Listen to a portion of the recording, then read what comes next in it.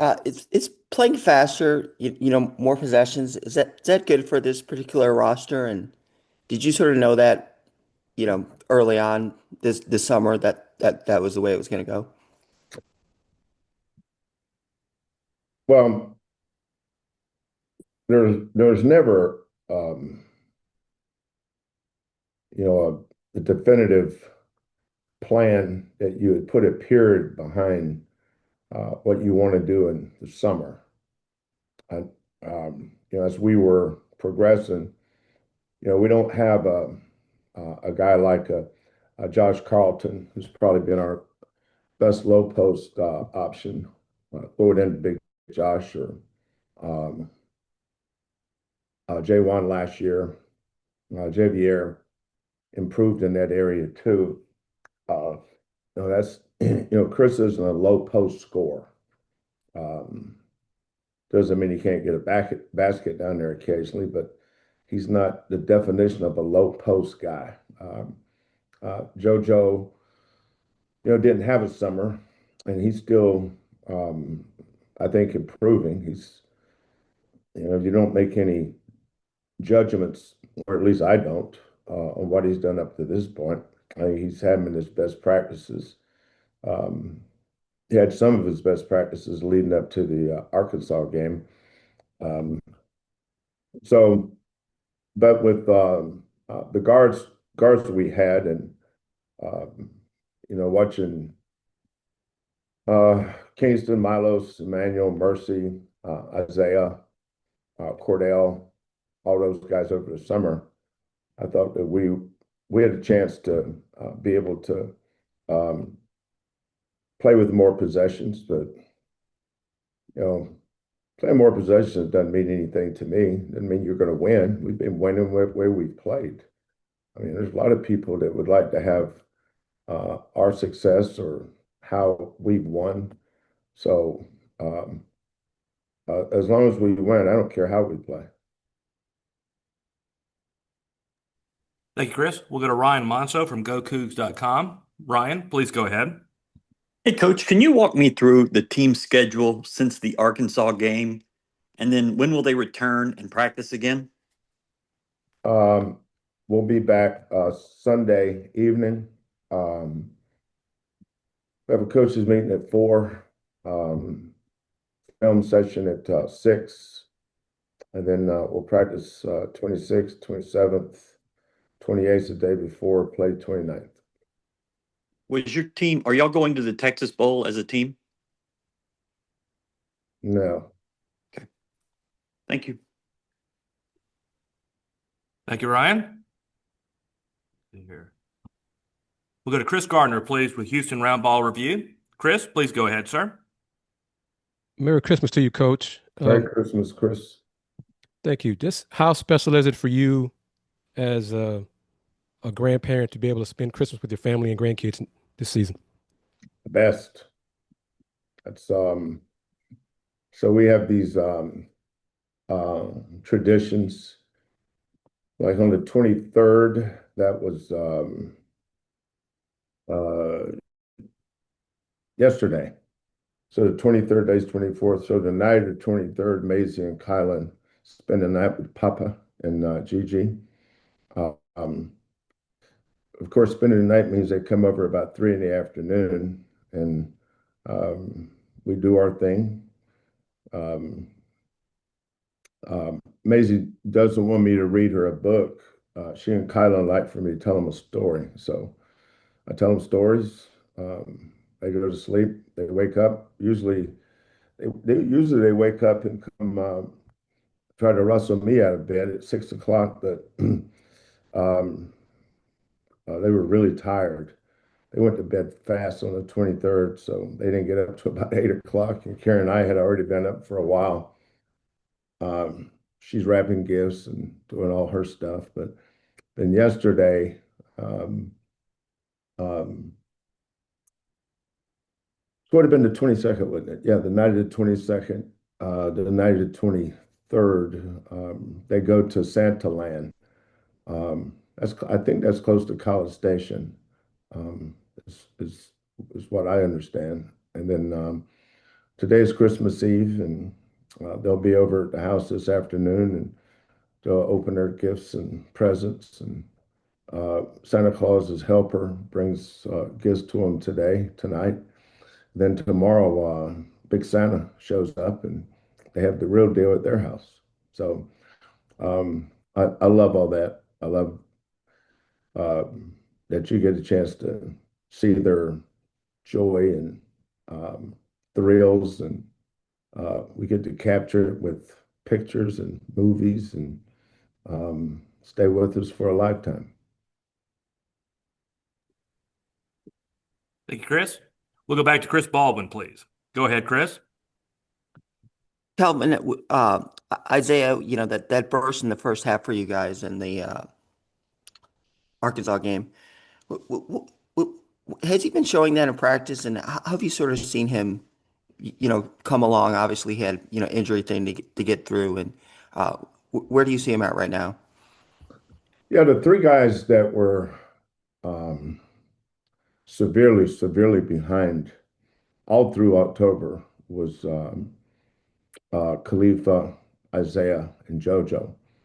When I say they didn't have a summer, you don't do what these other guys did from June through the end of September and pick up and we're at the same level. Jojo's kind of getting to where he was at the end of last year here recently. Um, and I thought Jojo's defense is what broke the Arkansas game up when there's always certain actions that teams will run that we think we can defend, and um, you know, helps us get stops. But JoJo was the anchor of all that. Same with Isaiah. So Isaiah's getting better. I think he's been practicing probably better just in the last week or so, last 2 weeks. He's made a lot of progress, and um, I think he and JoJo are both trending upwards with their practice, and God willing, they'll we can um, keep them healthy, and that allows them to continue to get better.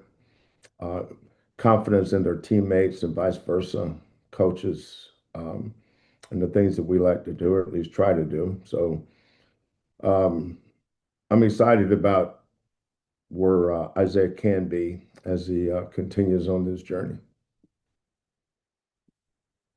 Thank you, Chris. We'll go to Joseph Duarte from the Houston Chronicle. Go ahead, Joseph. Hey, good morning, Kelvin. Good morning, Joseph.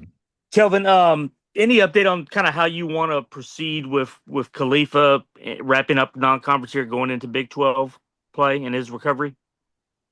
Um, I haven't seen Khalifa since um, we got home. We got home really late after the Arkansas game.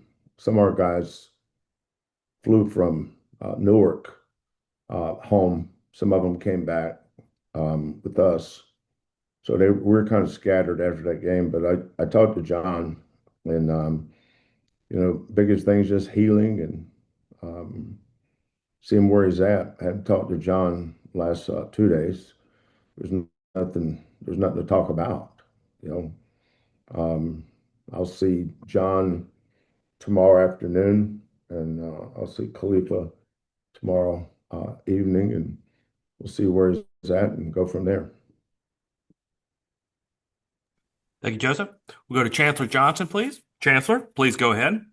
Hey, Merry Christmas to you, Kelvin. Merry Christmas, Chancellor.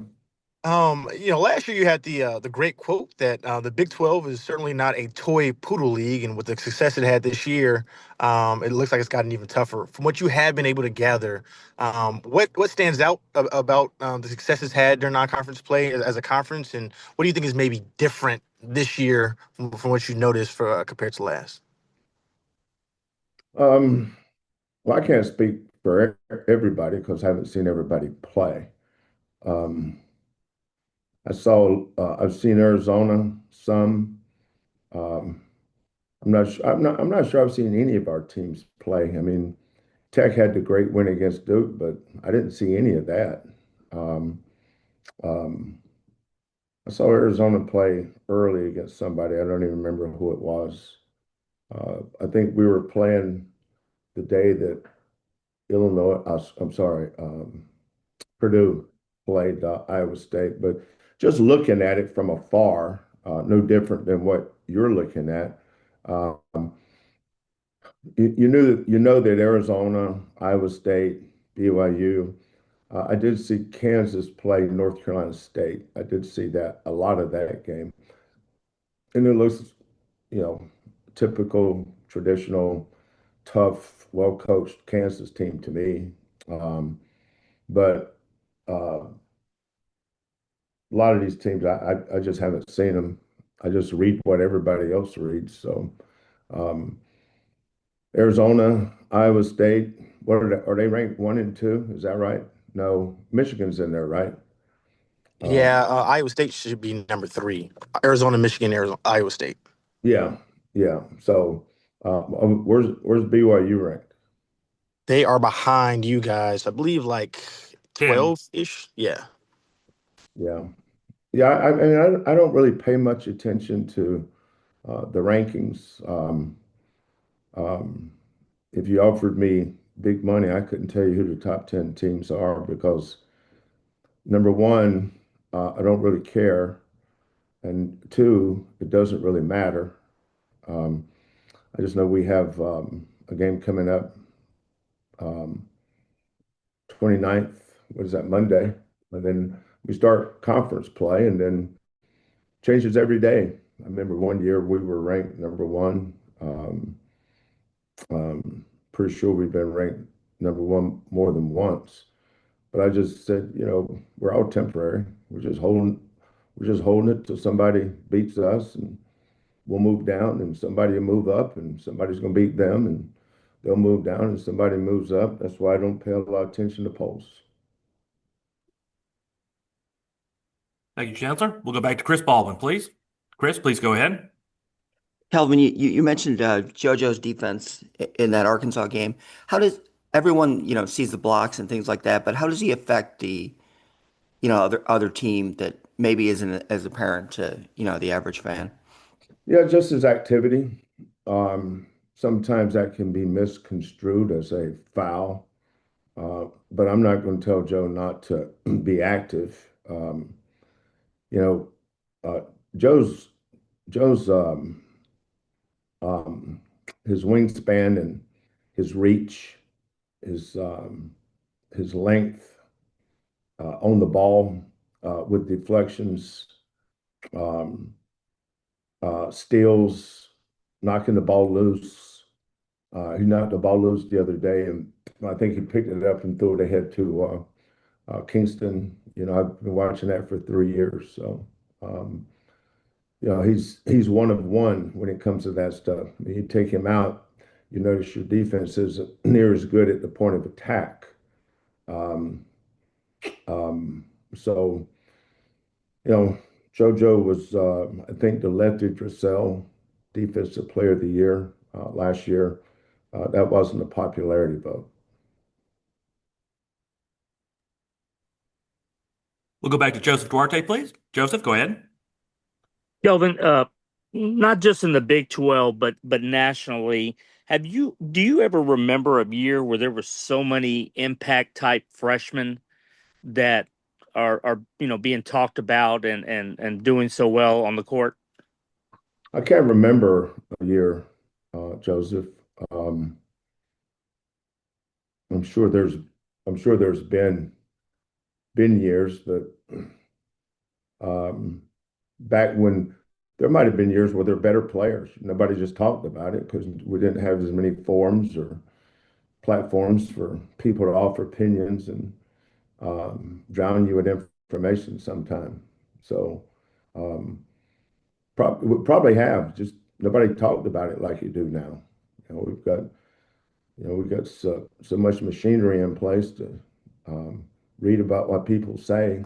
Uh, it's hard to know what's being said for me, but I know that the freshmen have impacted the game earlier than ever before. But I think that's a byproduct of the way the AAU system is. A lot of these kids from when they play, what, 30 high school games. Some states you still only play 26 or 27. Some states you play 30 or 40. But they'll play twice that many when their high school season ends. Whether it's USA basketball or um, McDonald's, Jordan Classics, this classic, Iverson Classic, this game or that game. Not to mention April AAU tournaments, May, June, July. I don't think there's any AAU tournaments in August. But some of these kids will play upward to 50, 60, 70 games once their high school season ends. So 20 years ago, that didn't happen. They didn't have that opportunity. There was no Puma. There was no Adidas 3 SSB. There was no Nike. I remember the first time I saw LeBron James, he was a 10th grader at ABCD camp at Fairleigh Dickinson University in Teaneck, New Jersey. That's the first time I saw Tracy McGrady. I was recruiting a point guard out of Herndon, Virginia, named Scotty Reynolds. Actually wound up signing Scotty at Oklahoma. But that was the camp. I don't even remember if there was another one. That's where you saw the best players at one site.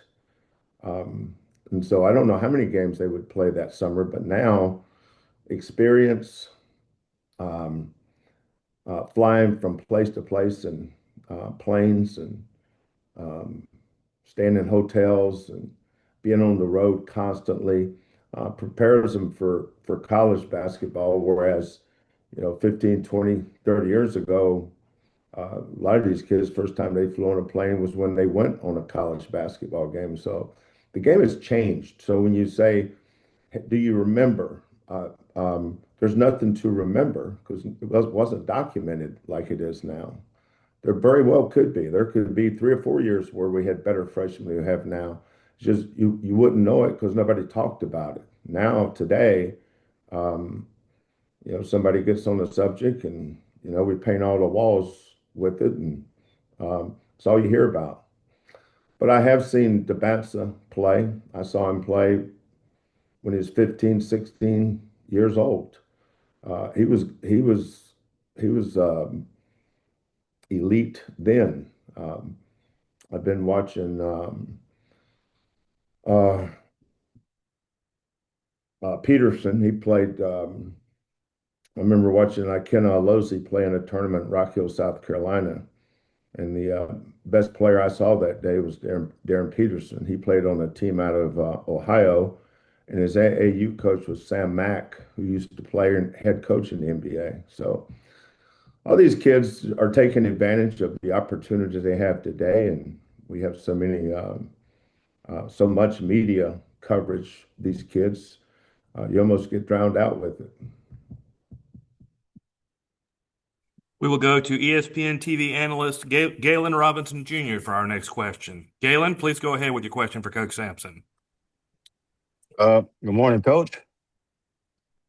Galen, that ain't the way a TV announcer is supposed to look. What are you going to do? Wear a baseball cap? Nah, I'm gonna be well groomed. Coach. Well, Coach, good morning, man. All right, cut the bullshit. Quit in that. I'm trying to fit in, Coach. I'm trying to fit in. Quit acting like you're one of these old. So here I'm going to tell my favorite all-time. Listen to this. Okay, listen to this. Let me take out the air. I want to tell my all-time favorite Galen Robinson story. So you were playing for Marlin with Texas Pro, who's still one of my favorite AAU teams. You and no, wait a minute, was that your AAU? I'm trying to remember if Jarrett was on the. Yeah, Jared was on my 17. I know he's on your team, but I'm trying to remember, was he there that day? We're at Bob Knight Fieldhouse in Duncanville. Oh yeah, he was there. And you guys had lost a game that night, and it was it must have been double elimination because you guys had to come back and play at like 8 o'clock the next morning. And so I had seen you play at what is it called? The MI3? gym. Yeah, the gym. That was it. The first time I saw you play, of course, everybody's an expert, and everybody's coming to tell me they're trying to tell me what I'm looking at, which is interesting. Um, when I first got here, honest to God, I don't think people realized I had an opinion because everybody tried to give me theirs. But I watched you and I could tell there are certain things I liked about you, but I didn't know you. I didn't know if you had what I was looking for. And there's sometimes what you're looking for is hard to explain, right? So I got up that morning. It was a Saturday morning, um, and you had on sweatpants. Nice. Might have been navy blue or black. Can't remember. Uh, but I snuck in. Remember there was a blue gym and a green gym. Yeah. So you were playing in the blue gym, but I went in the door of the green gym and snuck in and got behind the bleachers, and I was peeping through, and you guys were at the far court, and I wasn't sure about you, but you did something that morning that cemented that you were going to be my captain one day. It was Jeez. just me. I didn't have no assistants with me. Have no idea where they were. Um, I know they were out working, but I looked down at the other gym. Your kids were young. You guys were yawning. Your teammates were no energy, just low energy. I'm going, oh God. Then all of a sudden, boom, Galen Robinson shoots up. Y'all were in two lines layups. You shoot a layup, and then you come down the line to get into the line on the other side, right? And you started popping guys on the back of their butts with the back of your hand. You started clapping. You started high fiving, and on your own. I don't even know if your coach was there, but I said, okay, Ah, okay, that's the period at the end of the sentence. He is doing his job. He's a captain. He's the point guard, um, and that was the moment.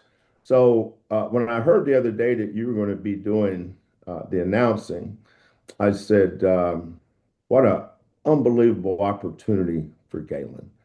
Um, I think this is something you're going to grow with. You have a point guard's vision. You have a point guard's mind. You see the game different than a four-man or a five-man. Um, so I'm proud of you, Galen. I'm appreciate really, it, Coach. really, really proud of you. I know the battles that you fought.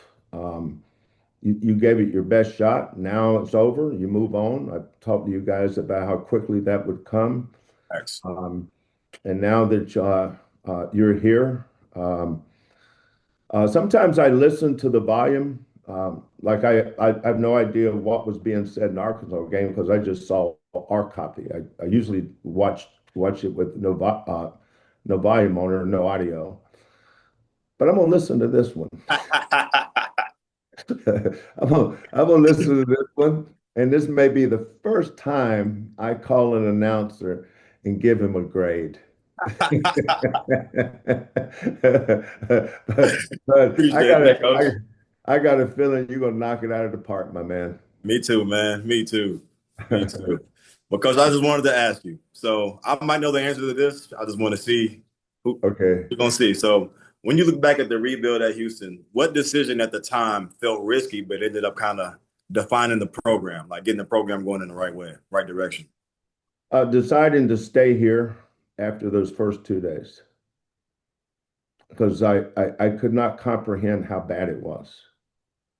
Hmm. Um, um, I was listening to people talk about winning championships, and I saw a locker room that was half the size of what it should have been because it was cut off to put a makeshift film room, which was basically a TV with unbolted down movie chairs at the other part of the locker room. There was nowhere to eat pregame meals. There was no practice facility. Our first, when it rained, we couldn't use the other half of half court. Do you remember that, Galen? When it was raining, there was not another gym. And then we had to pay $200 a day to rent the what do you call it? The Alumni the rec center. Center. Yeah. So we had to pay $200 a day, and there was rat ball games or pickup games going on either side of us. So $50 an hour, and we would get it from 2 to 6. Then I realized that I was getting a side eye from the administrators because they didn't think we needed 4 hours to practice. And I said, if you saw our team, 4 hours ain't enough. Um, so just that it was no other decision made, because when I make a decision, I make it. I don't second guess it. That's not what I do. That's what other people do.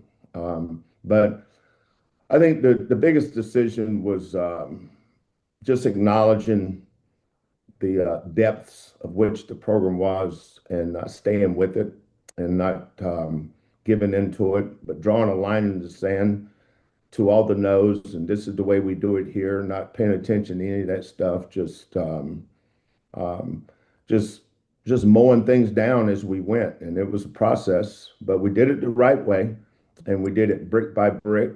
Um, we brought in great kids.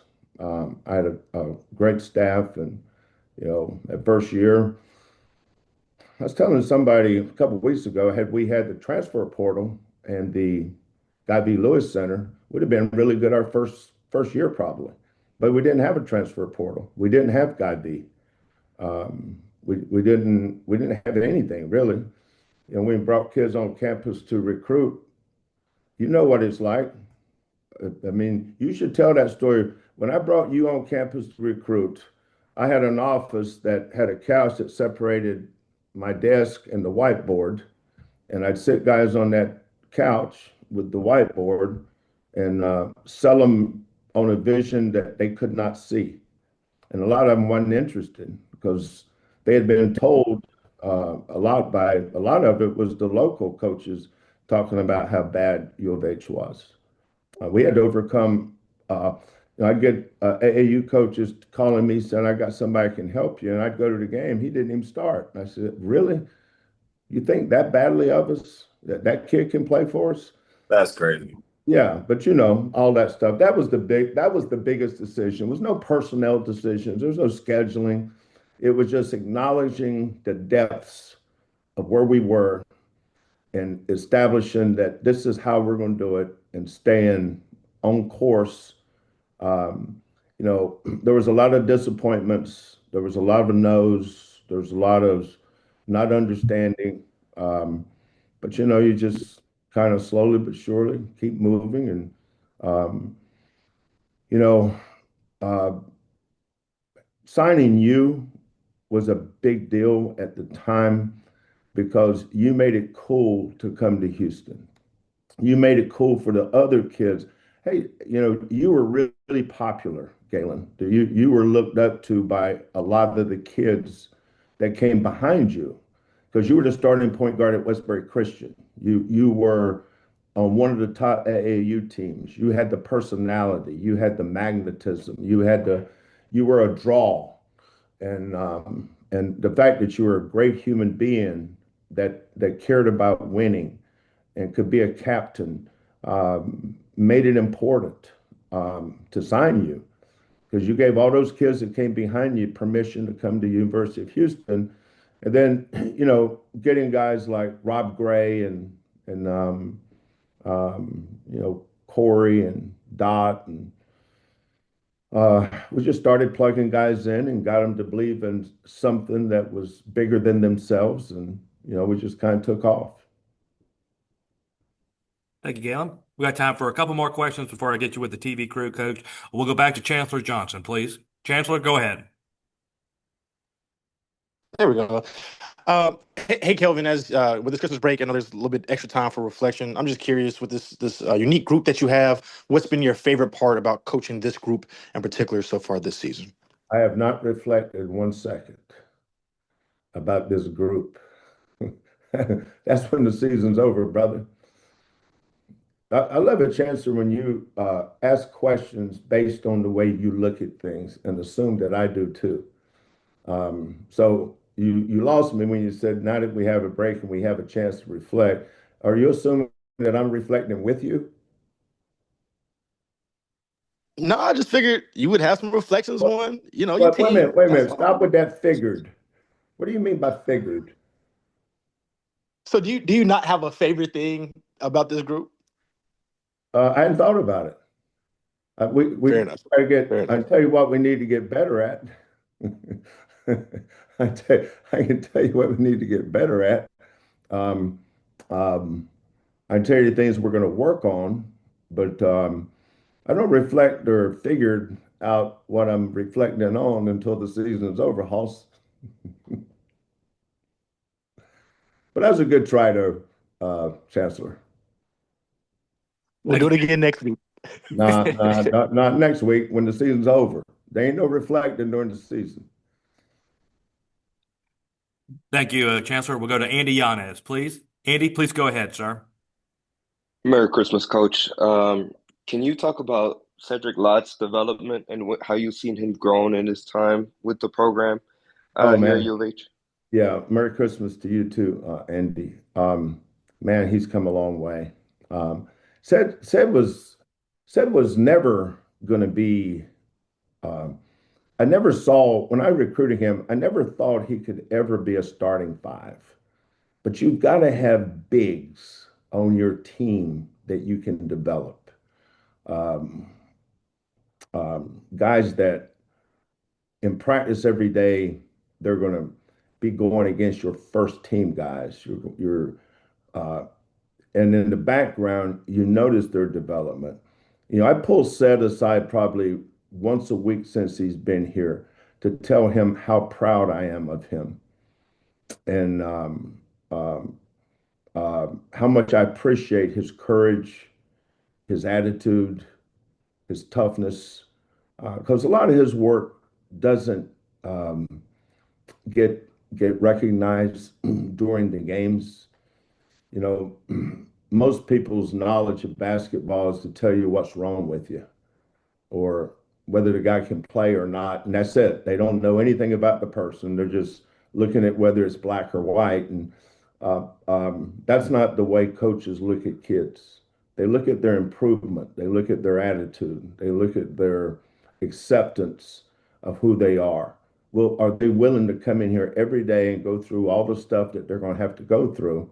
Um, um, the work, putting in that work every day, and come game time, I may play, I may not play. That's not easy to do. So that's why I pull guys like Sid and Cordell. At times, it's been Ramon. It's been um, uh, uh, Javier Francis his freshman year.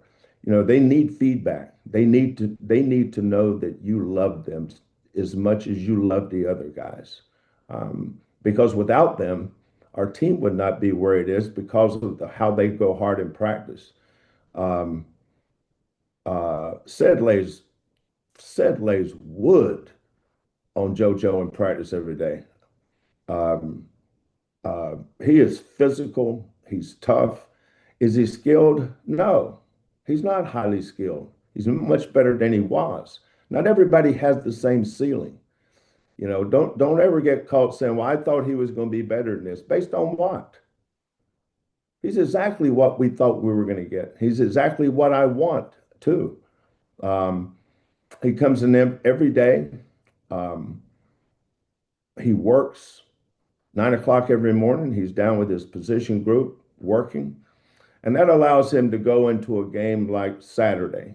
If Khalifa had been healthy and playing, there's a good chance Sid may not have played in that game. But the fact that he did, and did he play great? No, but he gave us some valuable minutes, and uh, and that's what makes him come back. 5, 6, 7 years from now, Sid's career is a good chance it might be over. Might be, might not be, but might be. But the experience that he's the experiences that he had here will form him and help shape his future as he heads into the rest of his life. You know, basketball is not always going to go the way you want it when you're a high school senior. It's going to have severe highs and it's got some severe lows. The guys that can manage the lows and understand why you have them and be able to use that low experience and that high experience and help shape you because you had both of them. That's how you become a great husband. That's how you become a great father. That's how you become a great friend. Because you've seen failures and you've seen successes, and that's what all of our careers is about. We all have great successes, but we also all have great failures. But you have to have both, and you have to be able to manage both, and you have to put them all together and say, because of all these failures and successes, I'm the person I am. And there's nobody that defines that more than a guy like said. Thank you, Chris. We'll go back for our final question. We'll go back to Chris Baldwin, please. Chris, go ahead. Kelvin, you mentioned Cordell there. How's he doing with his knee? And he seemed to have some bad luck here with injuries.